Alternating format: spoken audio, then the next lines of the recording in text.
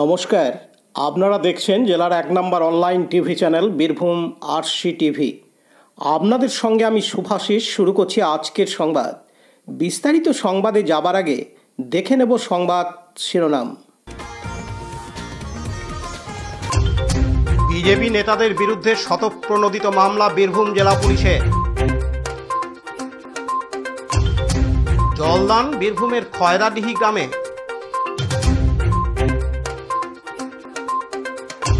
স্বাধীন ট্রাস্টের বাৎসরিক অনুষ্ঠান শান্তিনিকেতন মেডিকেল কলেজে।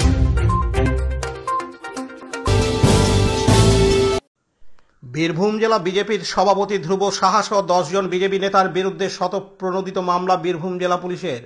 গত শুক্রবার 2রা মে সিউড়ি বিজেপি জেলাশাসক দপ্তরে বিক্ষোভ কর্মসূচি থেকে পুলিশের ব্যারিকেড ভেঙে ভেতরে ঢোকা ও পুলিশের উদ্দেশ্যে অশ্লীল ভাষা প্রয়োগ ও বীরভূম জেলা পরিষদ ভাঙচুরের হুমকির অভিযোগে বীরভূম সাংগঠনিক জেলা সভাপতি ধ্রুব সাহা সহ 10 জন বিজেপি নেতার নামে অভিযোগ দায়ের করে সিউড়ি থানার পুলিশ।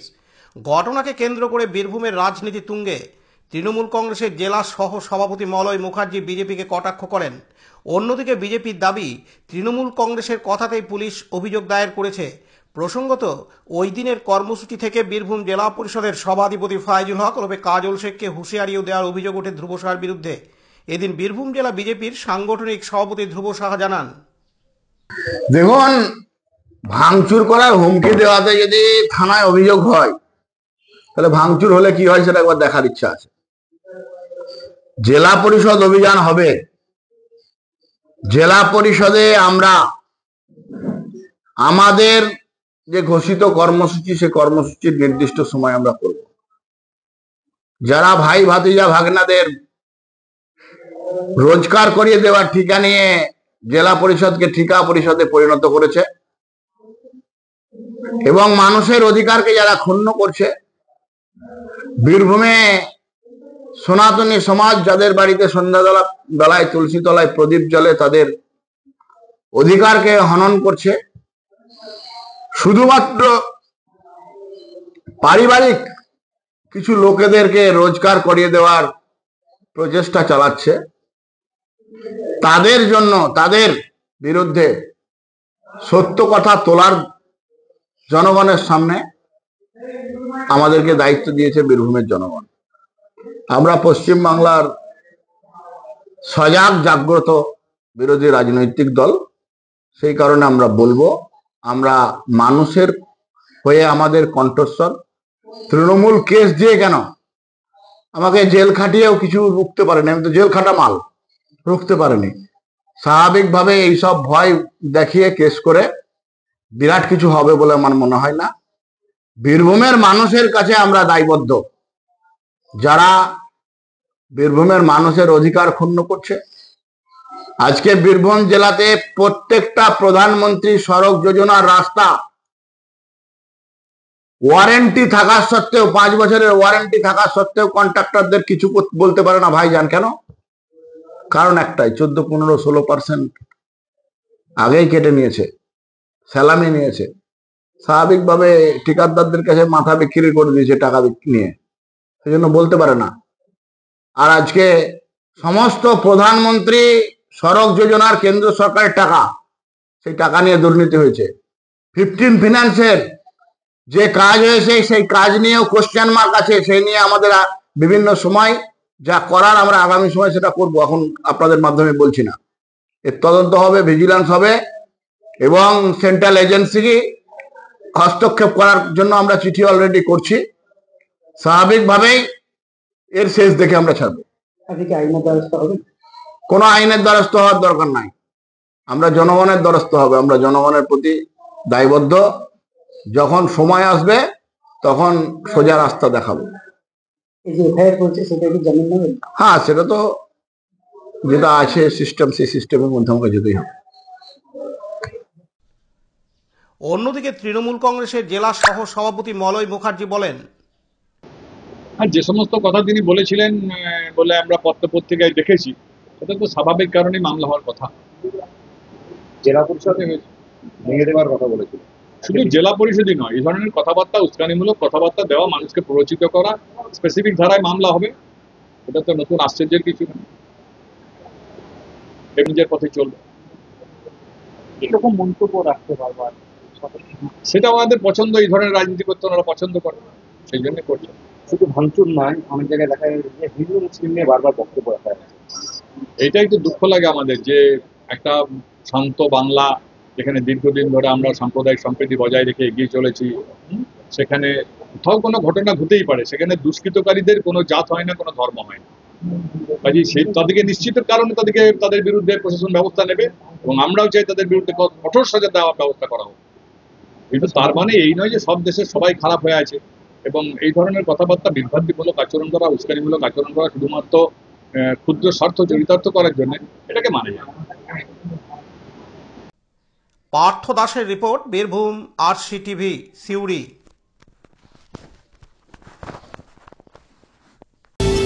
এখন বিজ্ঞাপন বিরতি, ফিরে আসছি বিরতির পর। স্কুল ড্রেস এর বিপুল সম্ভার ও সামগ্রী একই ছাদের নিচে। এখানে যে কোনো স্কুল, কলেজ, বেসরকারি শিক্ষা প্রতিষ্ঠান, সিকিউরিটি গার্ড, কেটারিং এর ইউনিফর্মও তৈরি করা হয়। এখানে প্যান্ট, শার্ট, স্কার্ট, জুতো, মোজা, সোয়েটার, ব্লেজার, টুপি, বেল্ট, টাই, জলের বোতল, টিফিন বক্স ও অন্যান্য ইউনিফর্ম সেলাই ও সাপ্লাই করা হয়। এখানে নামি দামি কোম্পানির প্যান্ট, শার্ট, পাঞ্জাবি, পাজামার পিস ও থান কাপড় পাওয়া যায়, যেমন বিমল, রেমন্ডস, ডোনিয়ার, কেলভিন।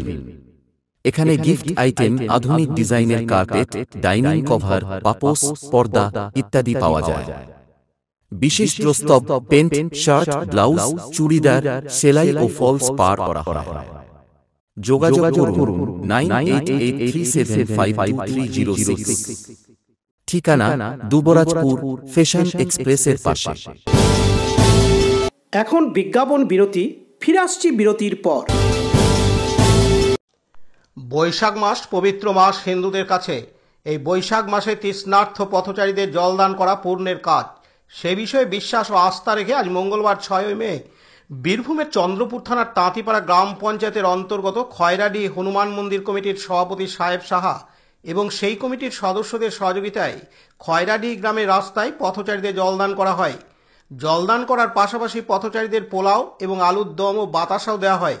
স্বভাবতই খয়রাডি গ্রামের যুব সম্প্রদায়ের এই উদ্যোগ আগামী দিনে অন্যান্য গ্রামের যুব সম্প্রদায়কে অনুপ্রাণিত করবে, সেটা বলার অপেক্ষা রাখে না। এদিন কমিটির সদস্য প্রীতম ভান্ডারী জানান, আজকে খয়রাডি হনুমান মন্দির কমিটির সভাপতি সাহেব স্যার উদ্যোগে এবং সমস্ত সদস্যদের সহযোগিতায় আজকে একটা জলদান শিবিরের আয়োজন করা হয়েছিল। বৈশাখ মাসে যে তৃষ্ণার্ত মানুষ, পথচারী মানুষ যারা এই রাস্তা হয়ে যাচ্ছে আর কি, তাদেরকে জলদান করার উদ্দেশ্যে আজকের এই আমাদের কর্মসূচি। তো সেখানে সমস্ত সহযোগী যারা রয়েছে এখানে আমাদের উপস্থিত, তাদের সহযোগিতায় আজকের এই কর্মসূচিটা আমাদের পালন হচ্ছে খয়রাডি গ্রামে। এখানে আজকে প্রায় 1000 মানুষকে আমরা জলদান শিবিরে 1000 মানুষের জন্য জলদান শিবির আয়োজন করেছি। তো প্রায় 1000 মানুষকে আমরা আজকে জলদান করব এখানে। তো আমাদের এখানে যেটা রাখা হয়েছে আজকে এই কর্মসূচিতে, পোলাও, আলুর দম এবং জল, বাতাসা সমস্ত কিছু নিয়ে আর কি প্রায় 1000 মানুষকে আমরা আজকে এই পোলাও, আলুর দম এইসব খাওয়াচ্ছি আর কি। তো সেই আজকে যে কর্মসূচিটা করা হয়েছে তার জন্য সকলের কাছে অনুরোধ, আপনারা সকলেই পাশে থাকুন এবং খয়রাডি যারা মন্দির কমিটি আরও উন্নতি হয়, পরবর্তী ক্ষেত্রে আরও বড় বড় কর্মসূচি করতে পারে, তার জন্য পাশে থাকুন, এইটুকুই বলার। আমার নাম প্রীতম ভান্ডারী, হনুমান মন্দির কমিটির একজন সদস্য। আর সোমনাথদের রিপোর্ট, বীরভূম RCTV, তাঁতিপাড়া। এখন বিজ্ঞাপন বিরতি, ফিরে আসছি বিরতির পর। সব থেকে ভালো চিকিৎসা, সবচেয়ে কম খরচে, সবচেয়ে কম খরচে। সব থেকে ভালো চিকিৎসা, সবচেয়ে কম খরচে, সবচেয়ে কম খরচে। বিশ্বমানের স্বাস্থ্য পরিষেবা মিলবে দিনে রাতে, বিশ্বমানের স্বাস্থ্য পরিষেবা মিলবে দিনে রাতে। মণি মহেশ হসপিটাল, মণি মহেশ হসপিটাল, মণি মহেশ হসপিটাল, মণি মহেশ হসপিটাল। মণি মহেশ হসপিটাল, দুবরাজপুর। ফিরে এলাম বিরতির পর। বোলপুরের মুলুকে অবস্থিত স্বাধীন ক্যাম্পাসে স্বাধীন ট্রাস্টের বাৎসরিক সাংস্কৃতিক অনুষ্ঠানের সূচনা করেন গতকাল সোমবার 5 মে স্বাধীন ট্রাস্টের সভাপতি তথা ওয়ার্ল্ড বুক অব রেকর্ড সম্মানিত মলয় পীঠ। এদিন তিনি সাংস্কৃতিক অনুষ্ঠানের সূচনা করে বক্তব্য রাখতে গিয়ে বলেন, ধর্মীয় হিংসায় উন্মত্ত পৃথিবীতে কাজকেই মানুষের একমাত্র ধর্ম বলে সেখানে মনোনিবেশের আহ্বান জানান তিনি। এই উদ্বোধনী অনুষ্ঠানে মলয় পীঠ ছাড়াও উপস্থিত ছিলেন শান্তিনিকেতন মেডিকেল কলেজ ও হাসপাতালের অধ্যক্ষ অধ্যাপক ডাক্তার এসপি মিত্র, স্বাধীন ট্রাস্টের রেজিস্ট্রার স্বর্ণকমল মুখোপাধ্যায় সহ সকল সহযোগী প্রতিষ্ঠানের অধ্যাপক অধ্যাপিকা সহ আরও বহু বিশিষ্টজন। অনুষ্ঠানে সংস্থার সভাপতি মলয় পীঠ ওয়ার্ল্ড বুক অব রেকর্ডসে সম্মানিত হওয়ার কারণে স্বাধীন ট্রাস্টের পক্ষ থেকে উষ্ণ সংবর্ধনা জানানো হয়। তাকে উত্তরীয় ফুল দিয়ে তার হাতে বিশেষ স্মারক তুলে দেওয়া হয়। এই বাৎসরিক অনুষ্ঠান চলবে আগামীকাল বুধবার 7ই মে পর্যন্ত।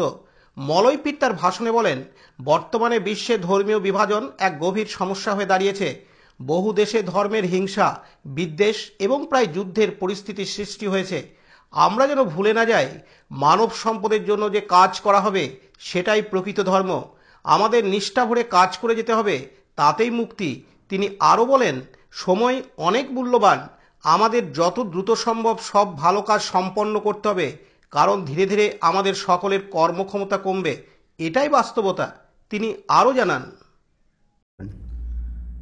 সাংস্কৃতিক অনুষ্ঠান আর এই বার্ষিক সাংস্কৃতিক অনুষ্ঠান ছেলেমেয়েদের উচ্ছ্বাসের, ছেলেমেয়েদের অনুষ্ঠান। সারা বছর তারা একটা অধীর আগ্রহে থাকে এই সাংস্কৃতিক অনুষ্ঠানের জন্য।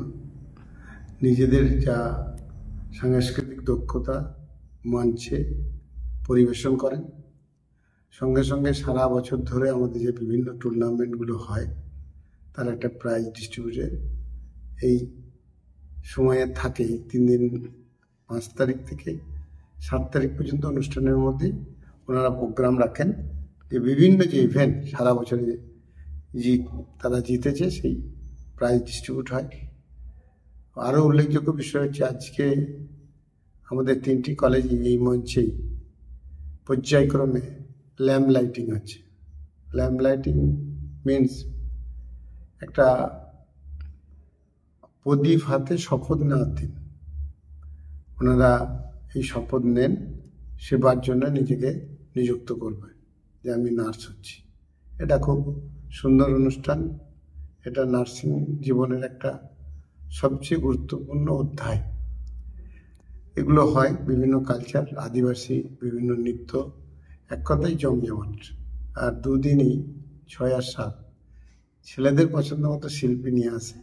আমি বাজার থেকে শুনছি যে আমি যেন ঢুকতে পাই, ওরাই জানে কি আনছে, তবে নামটা খুব মনে আছে, এই আর কি। কাজী আমিরুল ইসলামের report, Birbhum RC TV, Santiniketan.